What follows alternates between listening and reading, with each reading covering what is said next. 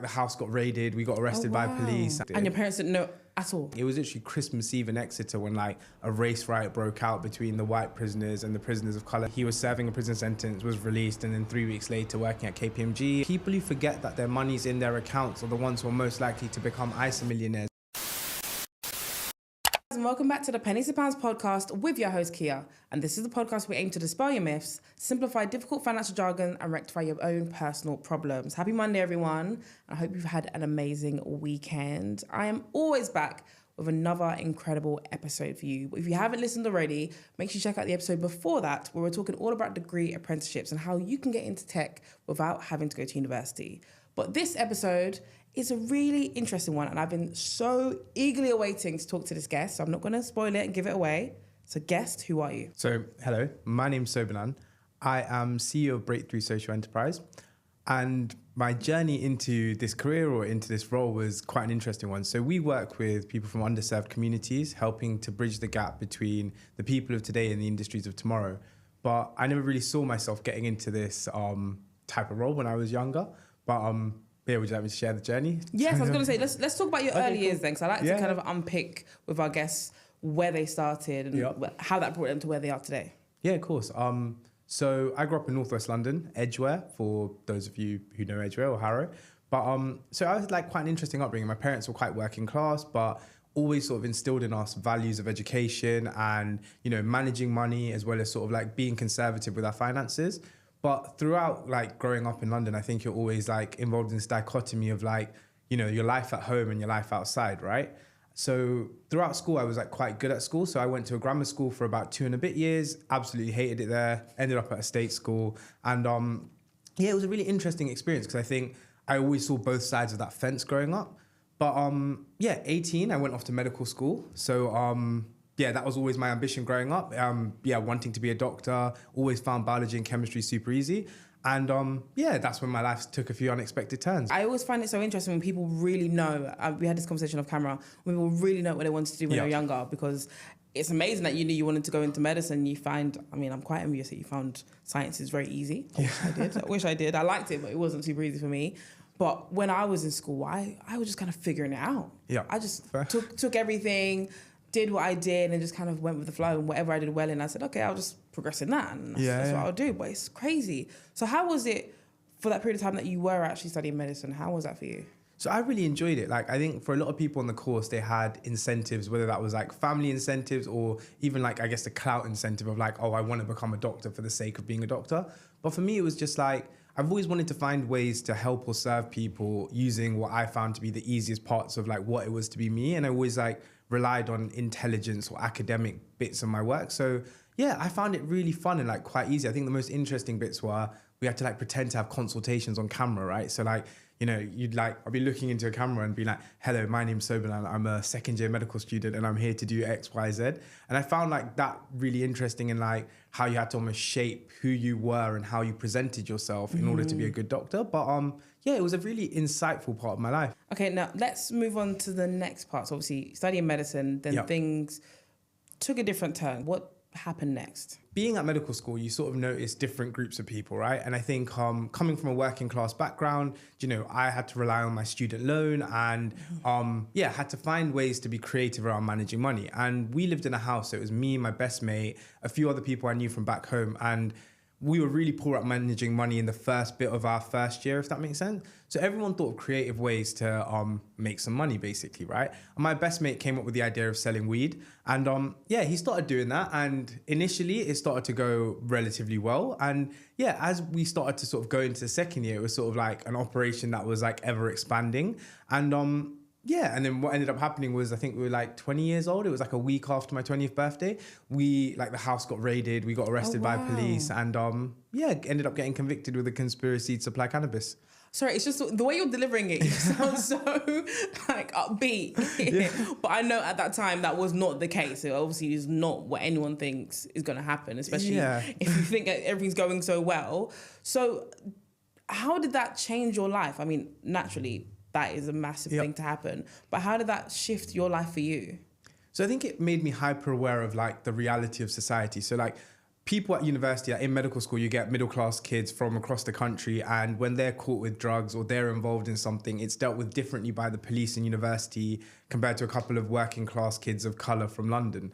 And so like that was like quite insightful for me, because like I always grew up telling my dad how proud I was to be a British citizen. And my dad used to say to me, like, in London you're British, but like when you go outside of London, people don't see you as a British person, they see you as an outsider. And like, so that was like, I guess, like compounding that experience of like, you know, the first time as I experienced racism were in Plymouth. The first times like I experienced that like institutional inequality of like criminal justice, again, was like going through the courts in Plymouth. But it also made me like super independent in a way. So like, you know, I had to figure out how to get a part-time job. I had to figure out like, I didn't actually tell my parents up until the day before I was convicted, like actually sentenced. Oh my gosh, how did you keep that a secret? So we literally, like me and my best mate, like lived 5 minutes away from each other. So we just used to literally like rely on one another to keep things going, and then just literally like kept it to ourselves dealing with it. And I took it to trial. So like I had 3 trials, 1 collapsed, 1 was a hung jury, and the 3rd time I was convicted. And your parents didn't know at all? They only knew the day before. So like on the final trial, the day before our sentence is when they found out, and they found out because of a local newspaper. Oh my gosh. Yeah, it was pretty intense. Pretty intense 2 years of my life. I was like, what?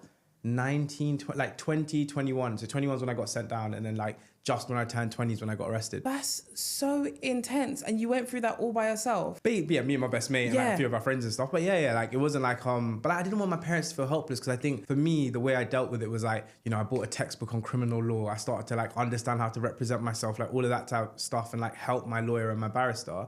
But I think for my parents, they would have just felt like helpless, almost thinking like, you know, I think parents can often be like blame themselves for what happens to their children, whereas like the reality is like it wasn't their fault. It was just sort of like, you know, dumb decisions of like what were like 19, 20-year-olds. You went down that path, obviously you got caught, and that is what happened. But I think even the fact that you mentioned that you bought a book on criminal justice really just shows how you are and how driven you are, and just trying, I feel like learning is like the base and the crux of everything that you said so far. Yeah. Like obviously being really good at science, medicine, and even when you are caught in the crosshairs, studying and see what you can do to try and help yourself is really, that's what really comes out.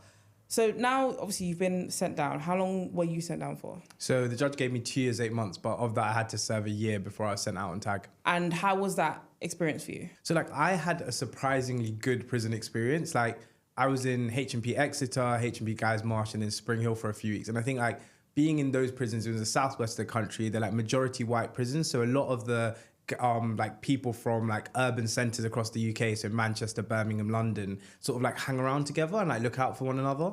And because of that, like I guess I got and like weirdly I had like mutual friends that I knew that was somehow inside. So it was like I had a very like a nice experience, as nice as it can be in prison.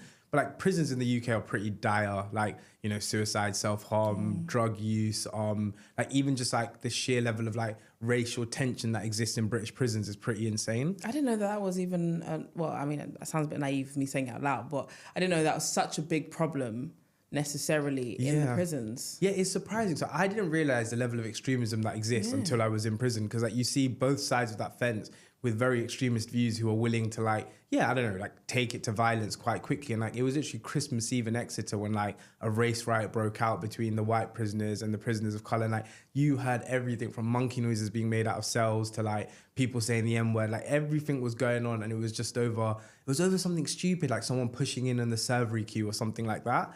And but yeah, showed you how sort of like, you could feel those tensions. How did that affect you? Obviously, you're reintegrated into society. We'll kind of bring it back down into money then. So obviously, you can explain it better, the process of when you get released, what does that look like? What are you left with? Are you set up with like, okay, now you're going to start off your life again. Here's where you can go and work. Do you have to go and figure out that yourself? How does that look like? So like for me, I guess I was very lucky, right? Like I had a bank account before I went into prison, had a driver's license, ID, all of that kind of stuff. Also had like a working history and education.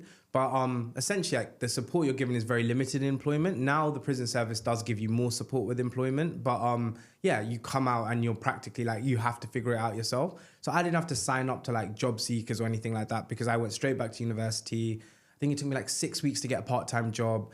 But like for a lot of my friends that came out who I'd made in prison were like, that wasn't the case. Like they were like homeless like years onwards and had limited support from probation or the local authority. But you're meant to have like a probation assessment a couple weeks before you're released.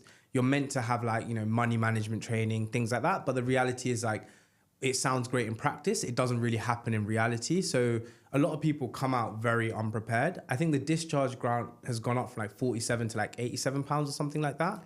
But still not a substantial Is that amount one of off money. or is that recurring? Oh no, one-off payment. So it goes from £47 to £87, so you can depart prison Yeah, so with- when you leave, it's called a discharge grant or something like that, yeah. Wow, that's next to nothing. Yeah, People don't have basically. things previously set up, or you don't have a plan once you leave. That's nothing. Yeah, it is. It's difficult because I think the reality is that if you don't know how the system works and you're not able to like, a lot of guys in there can't like, they might struggle with communications or like interacting with like legitimate figures of authority. So it's like, you know, you're experiencing homelessness and you go to the job center or the local authority and they're dismissing you. It's like learning how to navigate those things is like the key to being able to overcome it, right? Being persistent and like, but even then, like you kind of have to accept that, you know, local authorities in the UK are failing, the job centre's struggling. So like, it's almost like navigating those multiple barriers. And like for a lot of people, it's just really difficult, which is why oftentimes people will just reoffend just because it's that much easier than trying to do something new. Absolutely. That's what you hear all the time. Like you hear a lot of people who the reason why they've reoffended isn't because they want to necessarily. Some people, 100%. yes, but some people know it's because it's just so hard when they get back out that it is like it's just easy just to go back in. Yeah, Like 100%. Yeah. You know what you're working when you're back in, you know what to expect. It's just easy to go back in. Yeah. And I think that's part of a system that obviously needs to be fixed. How important would you say it is, obviously in society, but obviously coming from your background, obviously having been in prison, how important do you think financial literacy is? So I think, so I always look at like comparing like outcomes for different groups of people in society, right? And I think one reason, like, so I'm from a Sri Lankan Tamil background, and if you generally look at like Sri Lankan Tamils or South Asians, especially like Indians and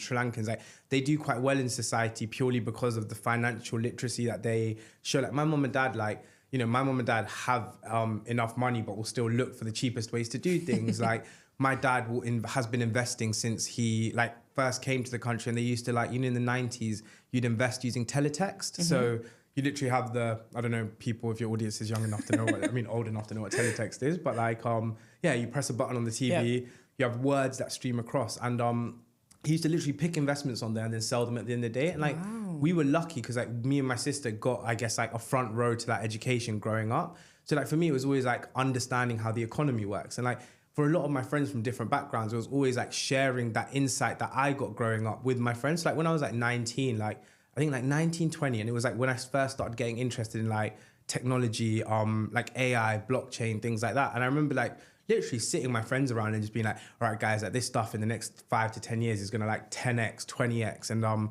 you know, my friends used to think I was crazy because I'd literally be telling them saying like, oh, like AI is going to be one day running the economy and all this kind of stuff, right? And it was really interesting because I think it's that learning and also that ability to be frugal or like to, you know, delay your gratification, however you want to call it, that enabled me to like get through prison, get through my life and still be okay no matter how hard life got.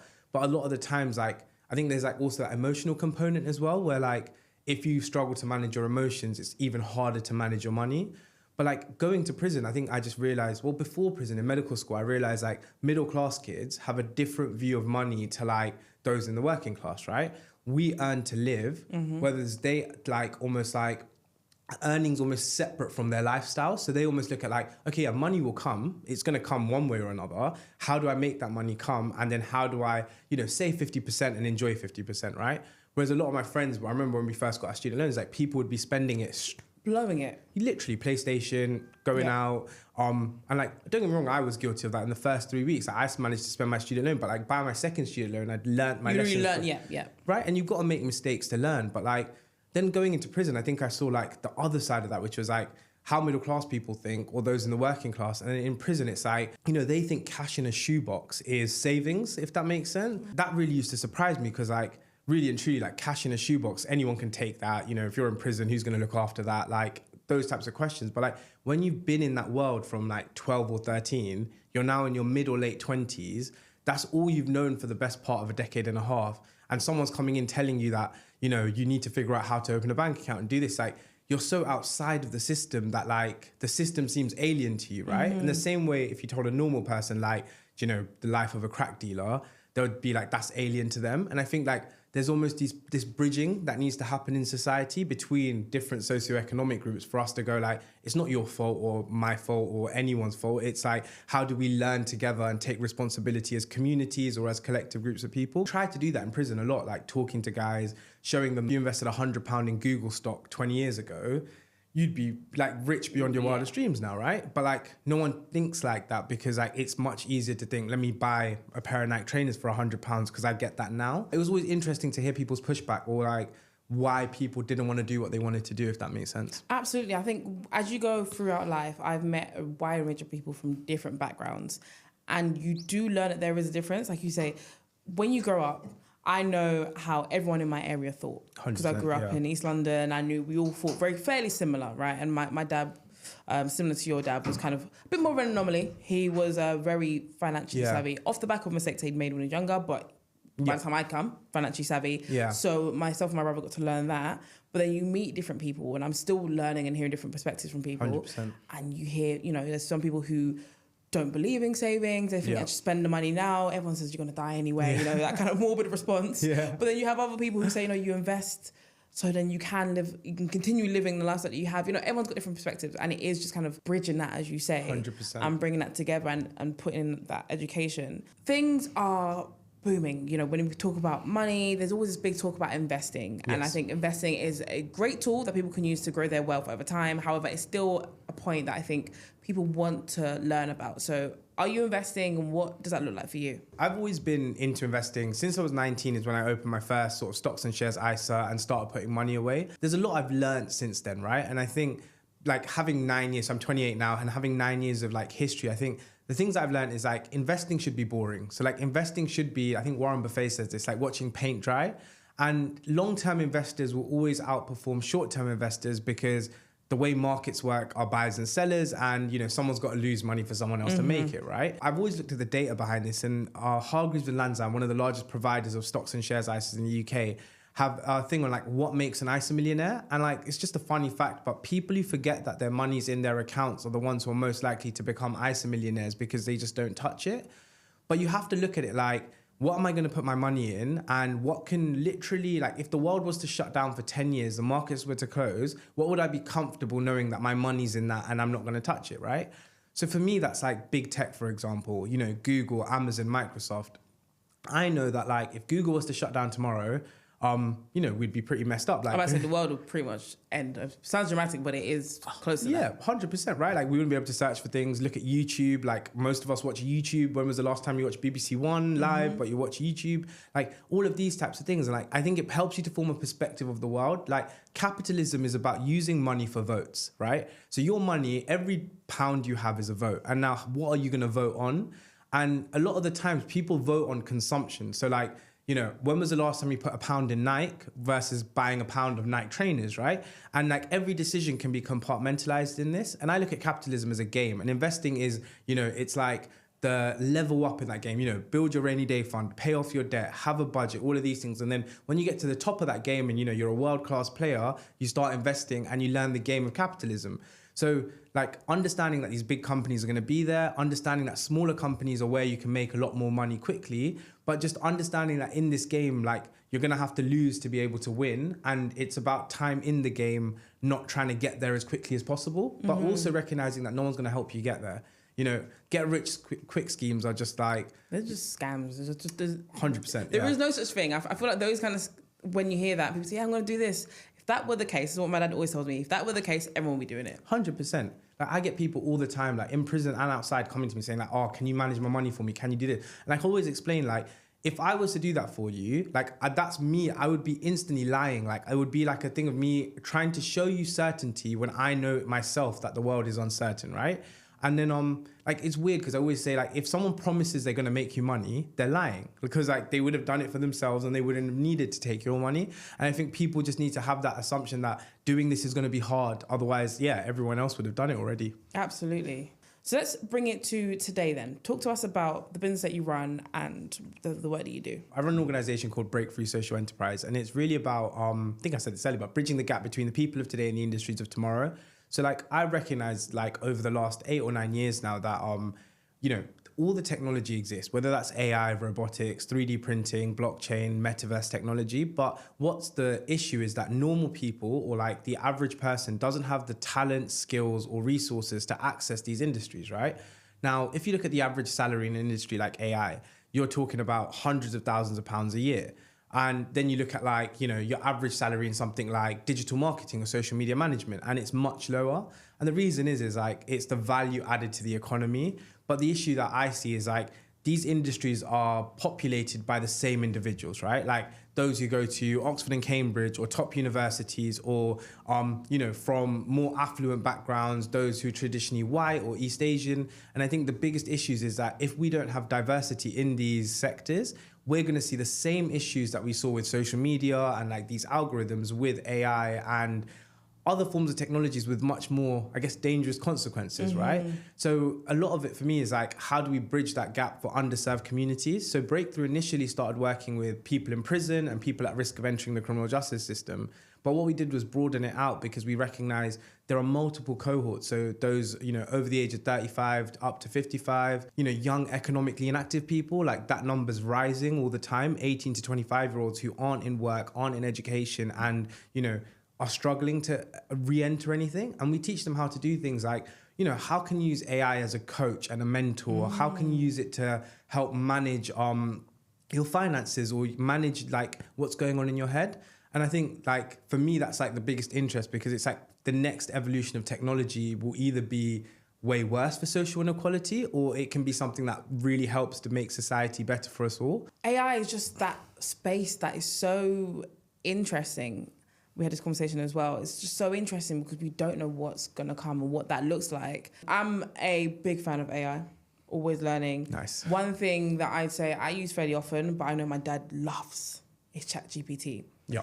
And I think that there are some really good benefits when it comes to using ChatGPT, money being one of them. So how could people use things like ChatGPT to benefit them when it comes to like money, education, and just understanding money better? One way is if you wanted to download your bank statements or download your investment accounts and then upload it to ChatGPT and ask it to run an analysis and give you an idea of your performance, what you're doing right, wrong, where's your money going, it can perform that data analysis relatively quickly and give you something that's quite insightful. Then what I asked ChatGPT to do is like, you can ask it to act as someone famous, you might love Warren Buffett, right? Mm-hmm. So you say, act as Warren Buffett and pretend you are my financial advisor.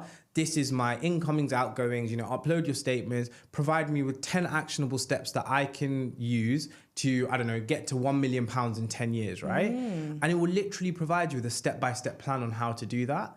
And then alongside that, it's like, say, for example, you want to look at a company to invest in. What you can do is upload everything about that company on the internet, use ChatGPT to search the internet about that company and give you like detailed research into like, your advantages, disadvantages, and whether you should make an investment. And even things like probability calculations or data analysis, it can do, just using a simple prompt. And I recommend like people just experiment with it, because the more you realize it can do, the more you realize it's almost like, a co-pilot that can help you through that entire journey. I think that is such a smart way to use ChatGPT that I haven't even considered, because I have done a lot of ChatGPT. Yeah.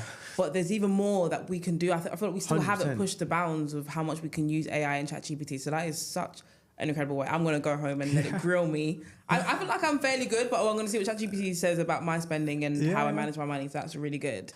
I want to ask you then, in terms of your social enterprise, what has been some of the successes that you'd like to share that you think is just amazing? Someone started working at KPMG straight out of prison. So literally he was serving a prison sentence, was released, and then 3 weeks later working at KPMG. Apprentices working at some of the largest national organizations like Mott MacDonald, for example. We've done work and gotten people into an academic program and a graduate program at DXC. Oh, nice. And I think one of my favorite stories from there is like, there was this girl on the program she left school at 16 and, 16 or 17. And like, she was one of the highest performing candidates at the DXC assessment day competing with graduates. And I think to me, like stuff like that is just amazing. Like where, even where someone hasn't had a traditional background, they can still perform in those environments.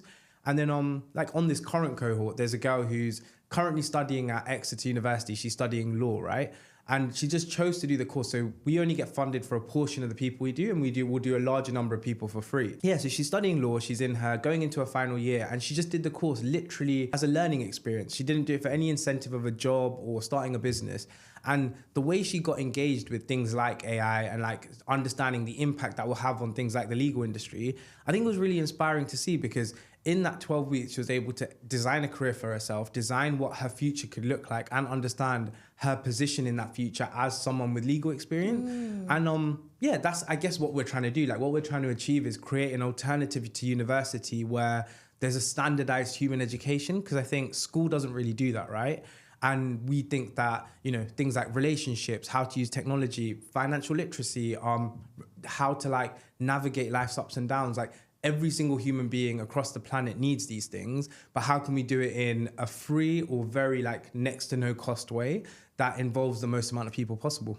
I think that's incredible, the work that you're doing. And I feel like it's so good to hear success stories sometimes, because it really does put into perspective just the amazing work that you're doing and just inspire people. Yep. Really, really inspire people, and it's inspired me. So I love that.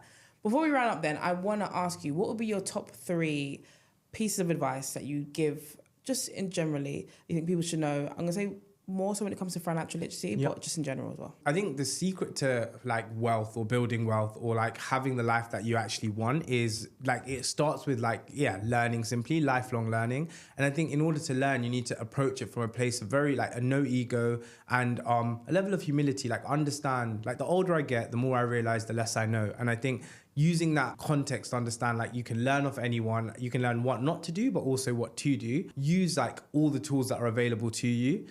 Number 2 is understanding the difference between wealth, as in like assets, relationships, that idea of net worth versus cash. Because I think a lot of people think cash in their bank accounts means that they're well off, but you know, cash depletes, whether that's inflation or whether that's just from spending. And like when you have assets, so like, you know, intellectual property, a book that you wrote or music that you've made or artwork, anything, right? All of these things are worth their weight in gold in comparison to just pure cash, but you can make those things for free. So like no one really has an excuse not to get involved in that. But also understanding like wealth is relationships. Like I understand that a lot of opportunities come to me because of who I know and how I know them. So recognizing that like you can build that from any position, right? You don't need loads of money to be able to do that.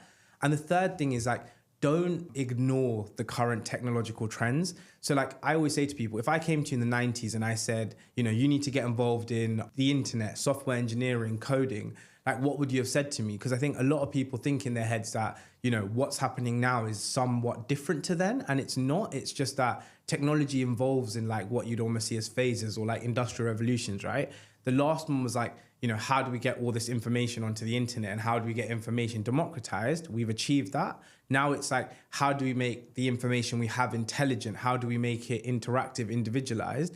And so yeah, like make sure you're aware of this. Like, you know, the majority of the largest companies in the world today are technology companies. They're all involved in building AI products, building VR products. And like, you've got to ask yourself why and how do you get involved and position yourselves for that. Like, even if you've got a business, think about how you integrate things like AI into that. And if you're someone who's at school, like start using that technology before you become it's too late, basically, because if you were in the 90s, you would have wished you did that, and now you actually have a chance to do it again, right? Exactly, right? Yeah. And so that would be my 3 main points. I think there's some great points there, especially the point on technology.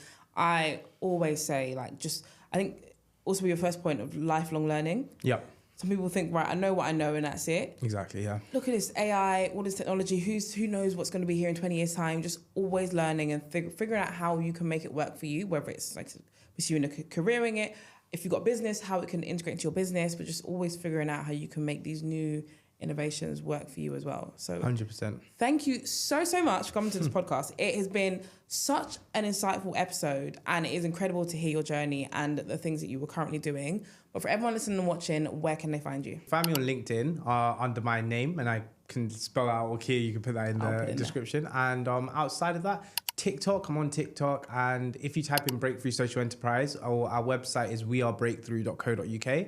You'll be able to find us on there and be able to link into a lot of our things. Amazing. Thank you so much again. And to everyone listening and watching, we'll be back again next week with another episode. Bye, guys.